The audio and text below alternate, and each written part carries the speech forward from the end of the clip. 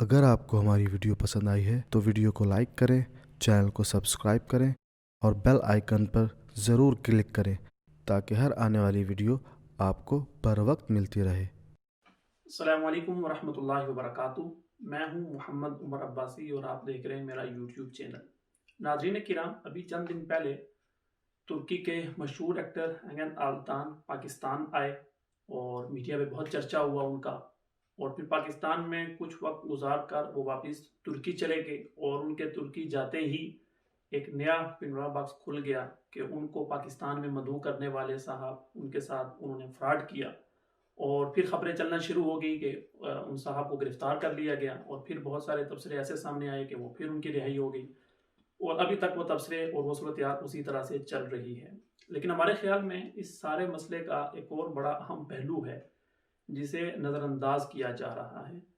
اور وہ پہلو یہ ہے کہ بھلے وہ آلتان ایک ایکٹر ہیں اور شاید ان کی بڑی کوئی سیاسی حیثیت نہیں، لیکن چونکہ آپ سب کو معلوم ہے کہ ان کا ڈرامہ پاکستان میں بہت زیادہ مقبول ہوا اور اس نے نئے ریکارڈ بنائے، چنانچہ پاکستان میں کروڑوں لوگوں نے اسے دیکھا، اور وہ قدرتی طور پر ان کے جو اس ڈرامے کے جو ہیرو ہیں جنہیں ارطغرل کے نام سے پاکستانی جانتے ہیں ان سے محبت کرنے لگے۔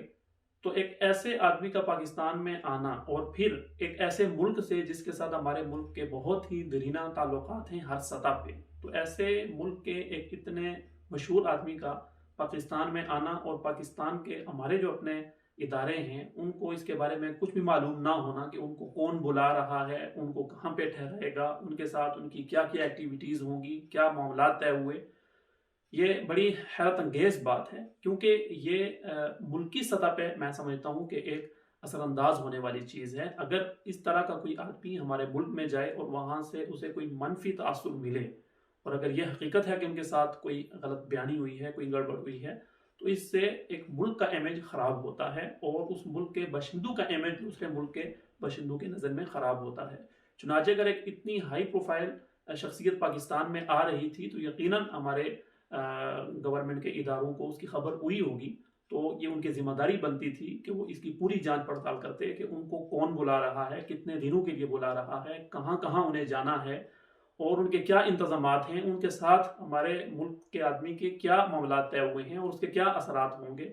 اس کو ضرور ملحوظ رکھنا چاہیے تھا اور اس کا خیال رکھنا چاہیے تھا۔ لیکن ابھی جو صورتحال ہوئی، اگر واقعتاً ان کے ساتھ کوئی غلط چیز ہوئی ہے تو یقیناً یہ ایک برا تاثر گیا ہے ہمارے ملک کی طرف سے اور ہمارے لوگوں کی طرف سے، تو اس کا ازالہ کرنا بھی اب میں سمجھتا ہوں کہ وہ متعلقہ اداروں کی ذمہ داری ہے، تاکہ ہمارے ملک کا خواہ مخواہ میں اور ہمارے لوگوں کا بلا وجہ امیج خراب نہ ہو دوسرے ممالک میں۔ اللہ تعالیٰ سے دعا ہے اللہ تعالیٰ ہمیں اپنی باتوں میں، اپنے کاموں میں ہمیشہ سچا اور دیانتدار بننے کی توفیق عطا فرمائے، اور جو کام بھی کریں ہمیں اپنے دین اور اپنے ملک کے امیج کو اللہ تعالیٰ ہمیشہ ملحوظ رکھنے کی توفیق عطا فرمائے۔ وآخر دعوانا ان الحمد للہ رب العالمین۔